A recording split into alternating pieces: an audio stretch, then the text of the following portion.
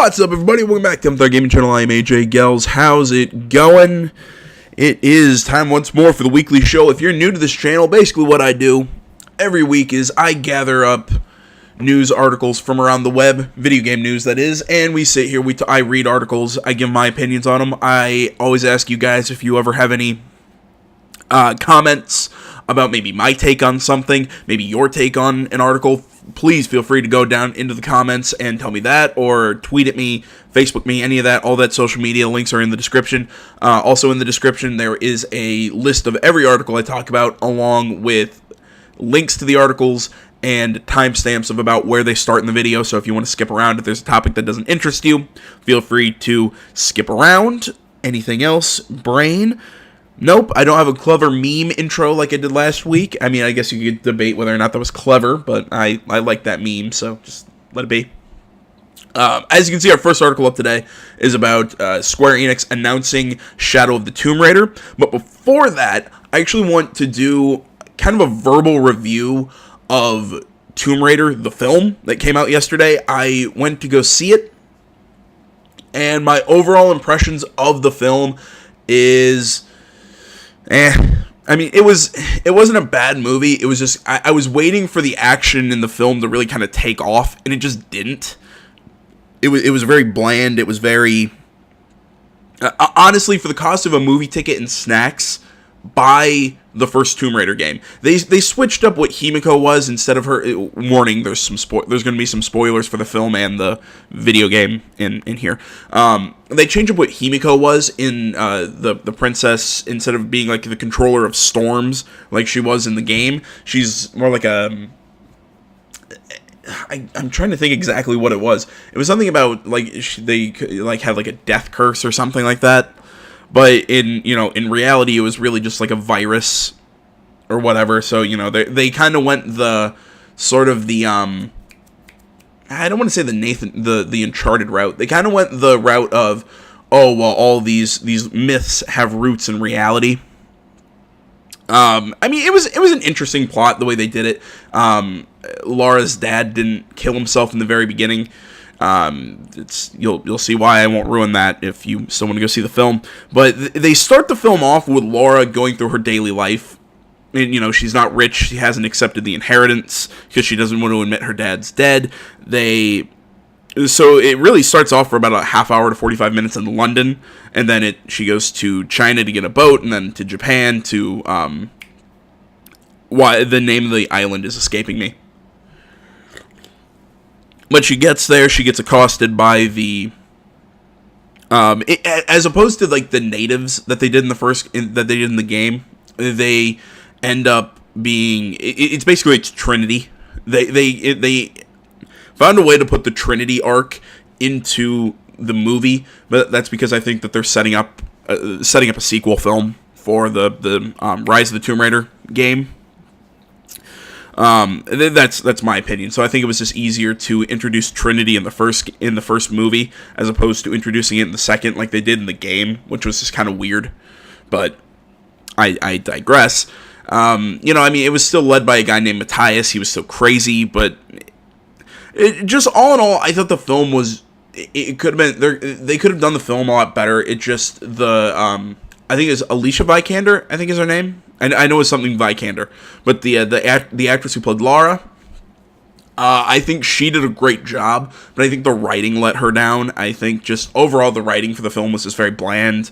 I thought, again, the action, there's only so many times you can film her slow motion jumping from one thing to another thing. There's only so many times, there was when their boat's going down at the very beginning of the film, she's running and jumps up into the water, and it's the slow motion her. Again, they pulled that shot straight from the video game. There was her on that plane on the waterfall. She's jumping from the wing into the main body of the plane. I guess it's the fuselage, I think is the technical term for that. But, and again, slow motion. There's one at the end. It's just, the film, all in all, the film, it had nods to the video game. Some were kind of subtle, some were blatantly obvious. But just all in all, I thought the film was very bland. It didn't capture it didn't capture what the first Tomb Raider game did. You know, I thought what Square Enix did with the first Tomb Raider, they not only, I think they made probably one of the best Lara Crofts ever in terms of relatability as a person. I mean, character design and everything. It was great. And then just Vikander, like I said, I think she did a very good job with the role. I just don't think the writing helped her out any. I think that was the big problem. And all in all, I got to give the film a 6. I was seeing it get 5s, and I'm like, oh, it can't be that bad. Yeah, I'd give it a 6. It's below average. It's not that great. All in all, and it's like I said, I would blame the writing I would blame the writing for most of the film's problems. So honestly, if you're thinking about going to see the movie, I'd take that $20-$30 and spend it on buying the first Tomb Raider game on PS4 or Xbox One. Much more way more. Wait a minute, I can't speak. That is way more worth your time. There we go. I think that's about right. All right, now on to the actual articles. We have, first up, Shadow of the Tomb Raider, release date for PS4, Xbox One, and PC, has been announced. Article by Oscar Dias of GameSpot. Let's see here. After a number of rumors and leaks, Square Enix has finally confirmed that the next Lara Croft game will be Shadow of the Tomb Raider. The company also announced the game's release date as September 14th. It will come to PS4, Xbox One, and PC simultaneously, rather than being a timed exclusive to Xbox One like previous games. Or a previous game, excuse me. Square Enix says the game will be, and I quote, Lara Croft's defining moment as she becomes the Tomb Raider, end quote, but few of the details are known about the project as yet. A full reveal has been dated for April 27th, and fans will be able to try the game out at one of 3 events by registering at the Tomb Raider website. A teaser trailer has been released to hold you over. In the meantime, take a look at that below. Give me a second, we'll check that out after we finish reading. Shadow of the Tomb Raider had long been rumored at Gamescom 2015. Square Enix boss Phil Rogers let slip that a third title in the series could be in the pipeline. Well, duh. Following that, the title Shadow of the Tomb Raider was spotted in a PowerPoint presentation. Square Enix then confirmed a third game in December last year, but didn't say anything else at the time. Finally, the reveal and release date were leaked through the official Tomb Raider website source code just recently. The new Tomb Raider movie, meanwhile, hit cinemas on March 16th. We enjoyed the film here at GameSpot. Called it a great video game adaptation and a decent action movie on its own. No. For more, check out the full Tomb Raider movie review and our review roundup. Yeah, I didn't like it. I wouldn't call it an action movie. I mean, that's like calling, because I saw Death Wish also this week. I would be hesitant to call that an action movie, just because the action was so sparsed out that it wasn't action scene, little bit of dialogue, action scene. If you want a really good action movie that came out somewhat recently, I would suggest the film The Accountant. I think that came out, I'm not sure when that came out. This is a really good movie. I'm going to say Ben Affleck. That was probably one of my favorite action films that I've seen in to recent date. But yeah, I disagree with this about the Tomb Raider movie. But again, each his own. But yeah, I mean, it's not surprising that we were gonna see a third Tomb Raider game, even without them announcing it. The way that Rise of the Tomb Raider ended, it was clear that there was going to be a third game. And honestly, can't wait. And I'm really surprised it's going to be this year. So I'm pretty pumped up about that. Let's check out this trailer. All right, guys. Sorry about that weird cut. For some reason, my PC wasn't my software wasn't picking up PC audio. So now we'll watch the.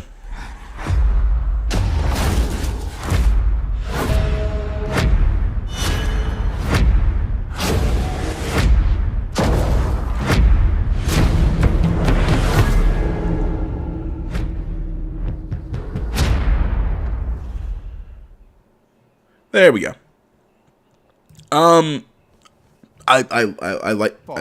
Nope, let's not let that play. I like the trailer, or the little teaser right there. I mean, obviously it didn't give us much other than, I guess we're going to be back into a jungle location as opposed to up in the snowy mountains. But super excited. I mean, come on. I mean, we get this later this year. I've loved the past 2 Tomb Raider games, and I can't wait to see what they do with this next one. So that's where we'll leave it before talking about Splinter Cell, because apparently a listing for Tom Clancy's Splinter Cell 2018 has been spotted. Article Shabana R of IGN. The article reads, a listing for Tom Clancy's Splinter Cell 2018 has popped up over on Amazon's Canadian website. Although the product is listed as currently available and has no information on the release date or platforms, a Redditor spotted the product page, which hasn't been taken down at time of writing. There's no box art, and it's likely that the 2018 title is just a placeholder name. As with all placeholder listings, it's entirely possible that this is a speculative entry by Amazon itself, which may have no knowledge of the game. The last Splinter Cell title released was 2013's Blacklist. During last year's E3, Ubisoft Montreal CEO Yannis Mallet talked about revisiting some of their older franchises, saying that the company is, and I quote, not forgetting Splinter Cell, but that Ubisoft has quite a lot on their plate at the moment, end quote. At the time, Mallet stressed the importance of consumer demand for IPs, and I quote, there is a question of does it make sense? Is there a market? But it's open for the creatives to propose something, end quote. Back in 2016, NeoGAF user Crossing Eden claimed to have insider knowledge saying that Michael Ironside would be stepping into the role of Sam Fisher once more for a new game. Regarding other games, I haven't been involved with Steep or Wildlands, but I was surprised Splinter Cell didn't appear at E3. I know Ironside is back. He was in the studio. I said hi to him and his daughter. He was shooting a movie with Amy Jo Johnson, and I know someone who worked on that set. And Ironside confirmed to him he was doing the new Splinter Cell. I know Toronto has the mocap studio for it. I'm hoping to hear or see something unofficial, if not official, this year, but it's been hard to get anything beyond it's happening, end quote. Considering the last installment of the series came out half a decade ago, I think the market is ready for more Sam Fisher. I think that's correct. And I have no doubt that a new Splinter Cell is happening. Dear God, I hope it really is this year, because I'd be super pumped for that, because I love Splinter Cell. Or let me rephrase, because this is going to bug a lot of people. My first Splinter Cell game was Double Agent, and I loved Double Agent. I actually really liked Conviction, even though that was more of a shooter with stealth elements rather than a full-on Splinter Cell game. But I thought Blacklist was really well done. It was really fun. I liked all the characters. I liked the whole moving plane base thing that you were on. All in all, I liked Splinter Cell Blacklist. So I have no doubt that it's happening. Now, will it happen this year? With as big of an IP that Splinter Cell is, I would say if we don't hear anything by E3, no, it's not happening this year. Now, if it comes out, that, I'm not saying that if we hear it before E3, it means it's happening this year, because, they could come out tomorrow and say, look, we're working on it, but it's not going to be this year. Or, but my big thing is, if it's happening this year, it's definitely going to be announced, I'd guess, at E3. I think that's when they'd save that big announcement. You're gonna hear the way they do it at the press conference. You'd hear the night vision goggles turn on, the three lights, and Splinter Cell, whatever the title is, show a little gameplay or show like a little teaser trailer, and everybody lose their freaking minds. That's my guess for it, but I have no doubt that a new Splinter Cell is in the works. The question is when's it going to come out, and dear God, I hope it's this year. So, moving on to something that's actually been confirmed for this year, Little Witch Academia Chamber of Time release date announced. I'm not sure if anybody's excited about this. I didn't even know this was happening. I know I have friends who absolutely love Little Witch Academia. It's on Netflix. They suggest to check it out. I just haven't had time. From what I've been able to kind of see, it's kind of like to me it looks like an anime version of Harry Potter, but I could be totally wrong on that. Article Alex Osborne, IGN. Little Witch Academia Chamber of Time will be released on May 15th in the Americas and Europe. In addition to announcing the release date, Bandai Namco unveiled the game's opening cinematic, which you can watch below. Actually, let's check this out.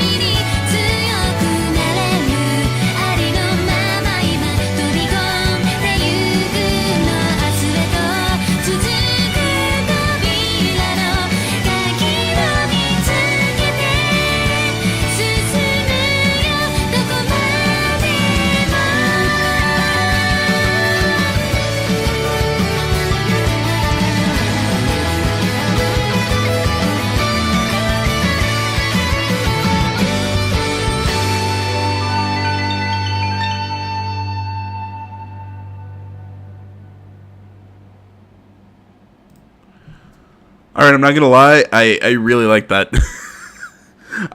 Sue me, I really like anime. And like I said, I haven't seen Little Witch Academia yet, but it's on my list of things to watch. I actually really I like that song too. That was fun. Like I said, May 15th, 2018.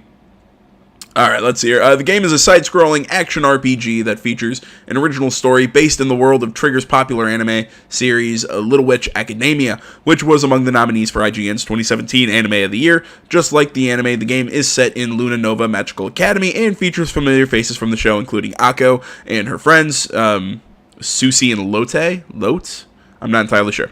Little Witch Academia Chamber of Secrets will be released for both PlayStation 4 and PC last year. Sorry, there's a period there that ends that sentence. So they will be released on PlayStation 4 and PC. Last year, we had the chance to go check out the game and battle against monsters as Akko during a demo at Anime Expo. All these images kind of, to me, they're kind of, looks like they were pulled from that opening cinematic sort of thing. See, I really like the animation style. That's probably my favorite thing from it. It's the thing that I liked about the anime itself. I liked its animation style.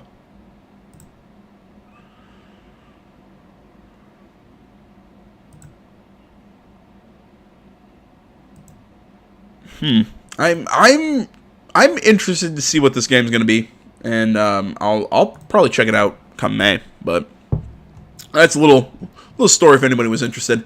Our final thing in this first block of articles, yes, I have more stuff to talk about, is JRPG becomes the first game banned in the UK for over a decade.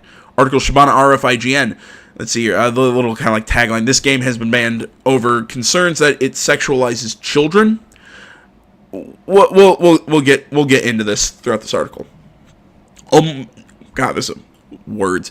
Omega Labyrinth Z, a JRPG from Japanese studio Matrix Software and published by P-Cube, has been banned in the UK. It's the first title to have been banned in the country since 2007, when Manhunt 2 was refused classification. Which is really funny because Manhunt 2 was made by a UK-based company. In a statement from the Video Standards Council via GameIndustries.biz, the game was initially submitted, and I quote, with a provisional PEGI 16 rating for depictions of erotic or sexual nudity.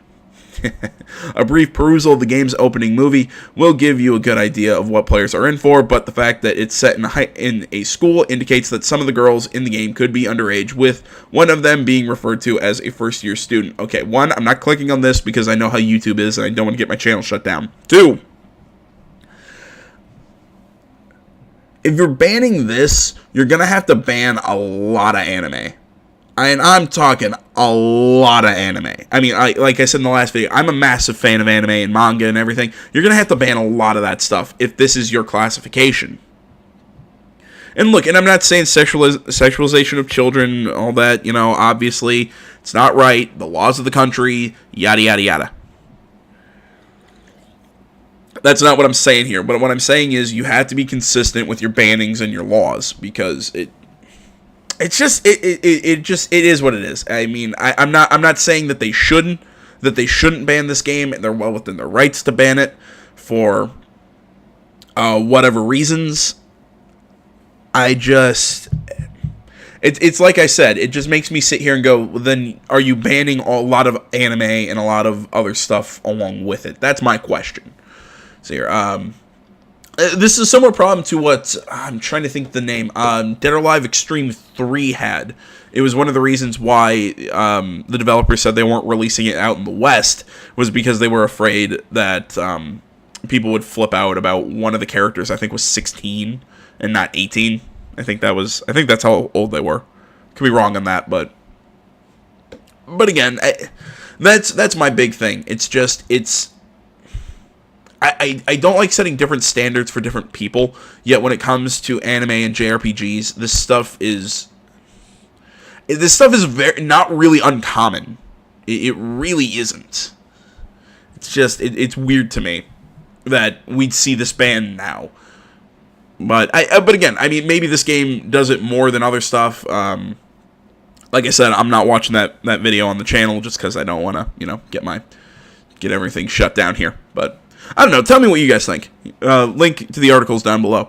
And I quote, "The game clearly promotes the sexualization of children via the sexual interaction between the game player and the female characters. The style of the game is such that it will attract an audience below the age of 18.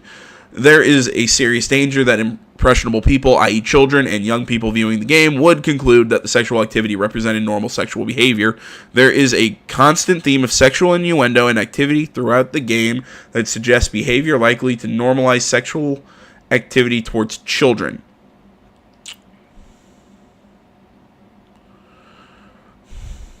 Okay. Again, within your rights, saying towards children might be a bit of a stretch, but just because the concept, again, when you say children, to me, when you say children, I think young kids, not young, like, because I mean, I think say this is high school, how old's first year in high school?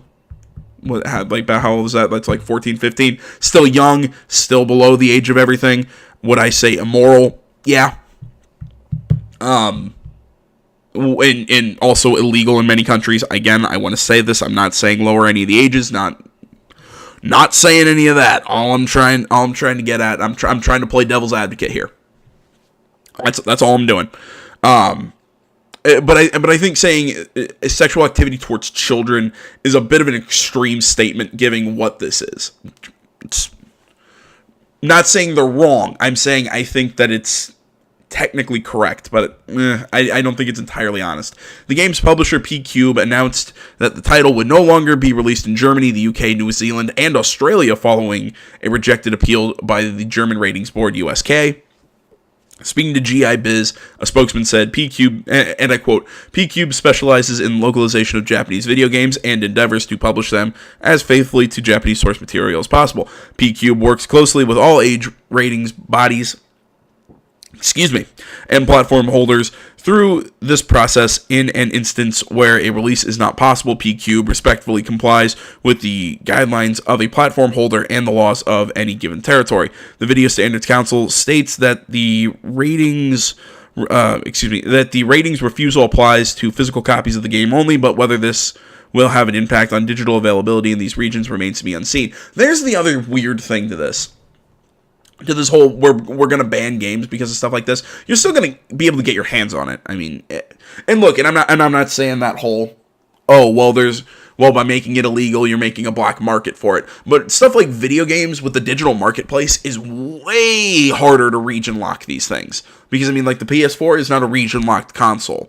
Basically meaning I can order a copy of, and I've actually thought about doing this, ordering a copy of Dead or Alive Extreme 3 via one of the many importing sites and getting a Japanese copy.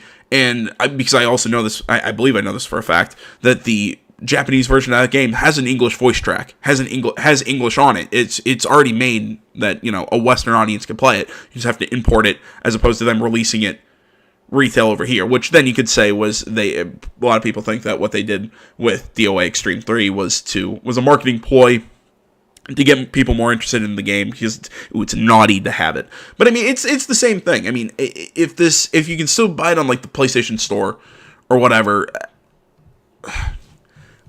banning it seems to be like a superficial move. And if you aren't going to then move on to curb it any further, to me it screams hypocritical.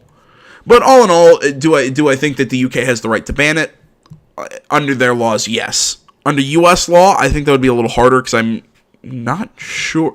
Yeah, the U.S. wouldn't. Well, although here's my question for this. Could the U.S. ban this game? Maybe they could. They couldn't, because they couldn't ban Hatred. I mean, it got an AO rating, but I mean, they couldn't ban Hatred. Because of this specific reason, maybe this game could be banned in the U.S. I'm not entirely sure. I mean, I'm not sure if they will, if they even really will do it. Like I said, I mean, I think this is an interesting case. I mean, tell me what you guys think with all this stuff. Because this is a very common thing in video games and in JRPGs, anime, manga, all that stuff. Yeah, I don't see these things being banned. So, I'm taking a neutral stance. I don't have a dog in this fight. I'm probably not going to play the game, but I'm just curious to see what you guys think about this concept. So, all right, like I said, we're going to take a quick break here. I'm going to shift over, open up the next block of articles, and I will see you in a second. All right, guys, we're back with our second block. We have one more block after this. It's all State of Decay stuff. That block's going to be kind of long, but we'll get to that stuff when we get here. First article we have here: Mass Effect lead writer quits BioWare for the second time, by the IGN staff. Article reads: writer Drew Karpyshyn, I have no idea how to pronounce that, has announced his retirement from BioWare for a second time to pursue other projects. That guy, who has previously worked on Mass Effect 2, and Star Wars The Old Republic, announced the news on his website. The writer initially left BioWare Austin in 2012 to work on the Chaosborn trilogy, a series of fantasy books released between 2013 and 2015. He returned to the studio in 2015 once the series was complete to work on Star Wars The Old Republic. And I quote, "I know a lot of you are wondering why I'm doing this," he wrote on his blog. For many people, working at BioWare would be their would be their dream job, and they can't imagine anyone stepping away from it, but it was time for me to move on. Everyone who works at BioWare pours their heart and soul into the games they are making. It's creatively demanding and, at times, exhausting. In the past, I've managed to juggle outside projects with my work at BioWare, but it always took a toll, and there were always outside projects I had to pass on because they would represent a conflict of interests with BioWare or EA properties," end quote. Karpyshyn, however it's pronounced, won't be leaving the industry altogether. He will now be writing in a freelance capacity, first for Foxnet Games' new studio, Fogbank Entertainment, where he will be working alongside former BioWare writers Alex Freed and Daniel Erickson. The studio's current project is described only as an, and I quote, episodic narrative game, which will draw from story, character, and location elements based on acclaimed Fox intellectual property, as well as original content, end quote. That's cool. As for what that guy had been working on at BioWare recently, he remains tight-lipped. Karpyshyn had previously confirmed that he was working on the upcoming Anthem, but won't be drawn on exactly what that entailed. And I quote, "Just because I've left BioWare doesn't mean I'm going to start blabbing all their secrets. Oh, please do," end quote, he wrote. Part of me wants to think that I highly doubt this is what it actually is, but part of me really thinks that we're going to see a lot of people start jumping ship at BioWare, just because I truly don't think BioWare, I don't want to say it's going to close down, but I think BioWare is going to lose a lot of its acclaim. I mean, I already think it has after Mass Effect Andromeda. Just because, again, I've said this: a decent game, a horrible Mass Effect game. I'd say a decent game, just not a good Mass Effect game. But I think their big issue is it's just it seems like every time, and I've said this before, every time they have a chance to kind of like gain some goodwill or maybe right the ship, they crap all over it. I mean, I keep saying, stop focusing on Anthem, put work into the new Dragon Age. I think that's where you can gain a lot of fans back. I don't think Anthem is going to do it. Now, look, I could be eating a shitload of crow when Anthem releases and it's amazing, but I just have such a strong feeling that it won't be. Anthem, to me, it seems like it's trying to buy in on this games as a service platform, stuff like The Division, stuff like Destiny, yada, yada, yada. I mean, Ubisoft is making like 3 of them right now between The Division. I know they're doing Skull and Bones, and I believe The Crew 2 has a set release date. So it's just, I don't think the market is as big for a game like these, because games like these require a lot of time, a lot of you sitting down and playing them for hours on end, and I don't think that multiple games like this can exist at one time. And I don't think Anthem is going to be the one to do it. I think if BioWare really wanted to gain some goodwill with its player base, I think, again, it should be focusing on doing a new I think it should focus on doing a new Dragon Age game as opposed to doing Anthem. That's my opinion, and does it look like that's why this guy left BioWare? No, I think he left just to work on some new stuff. Excuse me. And this episodic adventure game, whatever, looks really cool. I absolutely love episodic narrative adventure games. Speaking of which, I'm planning on starting something new next week, something called The Council. Go check Christopher Odd has the first episode of that game up on YouTube. Really cool. I'm gonna be playing it when I get back to my apartment in a day or so. I'll talk more about that at the end. I'll stick to this, but yeah, I don't think that's why I left. I think he left again just because of new projects. But like I said, man, I really wish that he would have come out and just I really wish that the reason he left was just because BioWare's a sinking ship. I truly believe that. Sorry if I sound a little funny right now. I'm still dealing with some congestion or whatever with the crazy weather I'm going through right now at my house and everything. Moving on. Former Halo 4 creative director announces new game Scavengers. Article by Evan Campbell, IGN. Josh Holmes, who previously served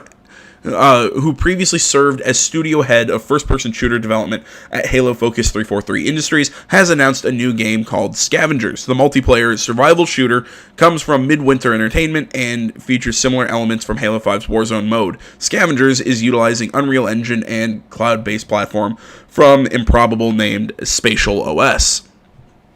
And I quote, "When we introduced Warzone in Halo 5, it represented the pinnacle of blended PvE PvP, said Holmes, who's CEO of Midwinter. Now with Spatial OS, we have the ability to pursue the boundaries of co-opetition, is that how that's pronounced?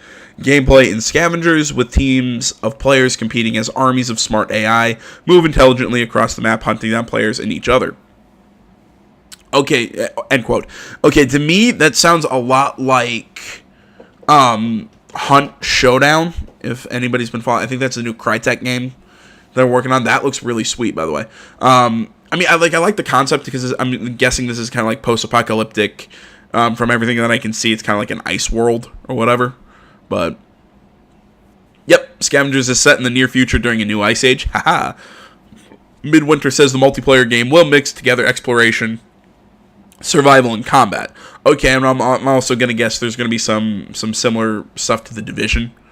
That means each game will see you fighting and teaming up with other humans, picking up resources, and facing off against various AI foes. In fact, there will be, and I quote, "hundreds of free-roaming and highly sophisticated AI enemies with distinct factions, weapons, and behaviors," end quote, according to Midwinter. Yeah, I'm getting a very big Division vibe off of this.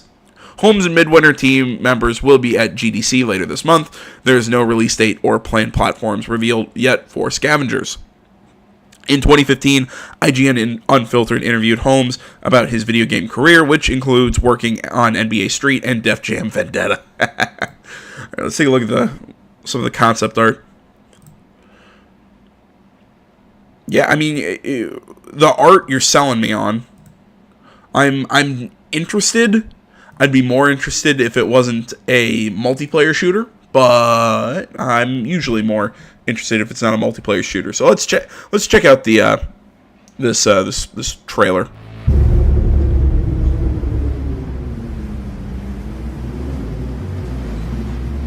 I think you have to be kind of a special kind of crazy to want to make games. It's a crazy idea. Like, you have to be a little bit of a madman to do it. Making games is hard. Like, it's really fucking hard. Yeah, hell yeah, man. What's the point of making games if you're not going to be ambitious? A lot of the founders at Midwinter have the same feeling. They want to get back to the time where you were, less than, 20 people making a game together. Everyone knows each other. Like, you can make decisions really quickly. Working in AAA is awesome because you have this massive scale of production. You have this huge team of incredibly talented people, and the things that you can accomplish when you're working at that scale are pretty incredible. But something gets kind of lost in that process. We want to leverage, I think, a lot of the experience that we've had making big games. Don't get me wrong, this is an independent with a capital I. It's about collaboration, and it's about working with other people in a very human way and jamming out, like making something that we can create as a team and really operate like a family almost. Scavengers. Okay, so that what they just said, like independent with a capital I, I'm assuming this is something similar to what the developers of Hellblade: Senua's Sacrifice was saying, that they were trying to do AAA but as an independent studio. So I think that's what they're shooting for. Is a survival shooter co-opetition where teams of players compete while engaging in PvE combat. It takes place in a not-so-distant future, in a winterized world where a cataclysmic event has led to this sort of new ice age, and then you have this mysterious disease that's been spreading through the world, infecting all life across the planet. The challenge that we have as an art team is to define that intersection of beauty and dystopia. And we're trying to have a lot of down moments in the game. We're pacing it like a thriller. We also have AI in an open big world that we have to fight and work together as a team to overcome. So it's a mix between PvP and PvE. To be able to merge these two types of conflict and have them remain in balance with one another is probably our biggest challenge, but it's also the thing that gets me most stoked about the game.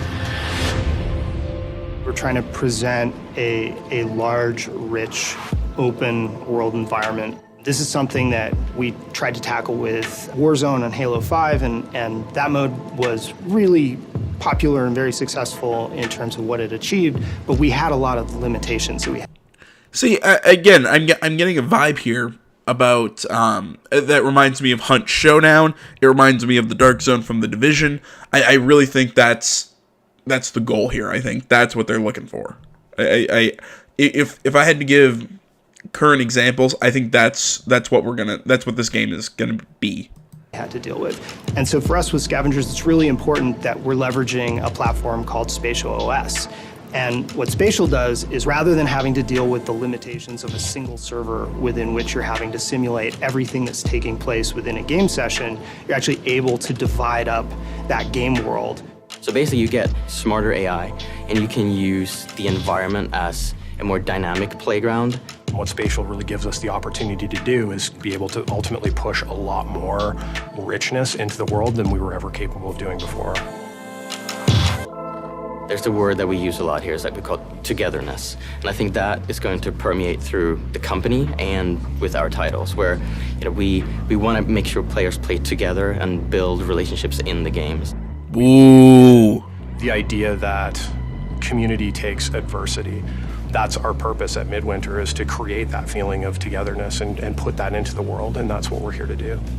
Not to get crazy, philosophical, but I think like in an age where digital technology has the ability to sort of pull us all apart and polarize us and segment us, I think games have the ability to bring us together and bind us, and that's really powerful.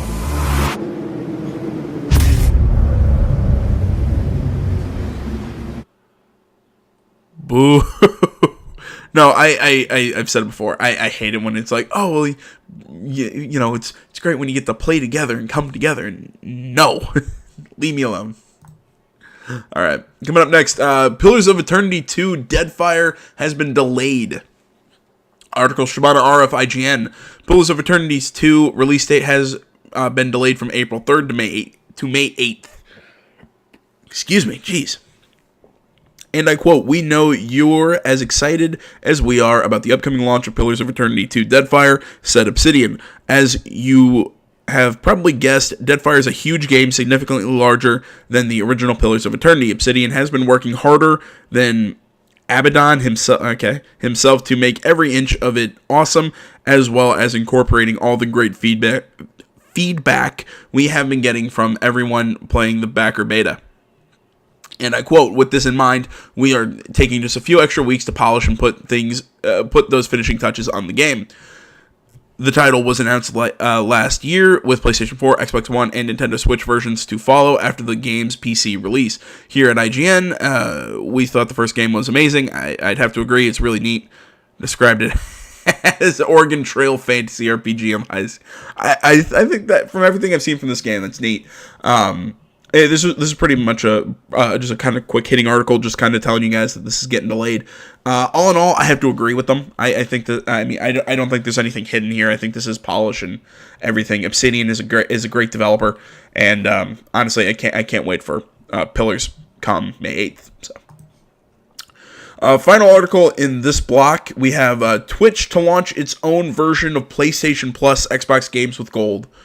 Article Alex Osborne, IGN, and article reads, Twitch has announced free games with Prime, a new program akin to PlayStation Plus and Xbox games with gold, which grants Twitch Prime subscribers a selection of free games each month they can download and keep forever.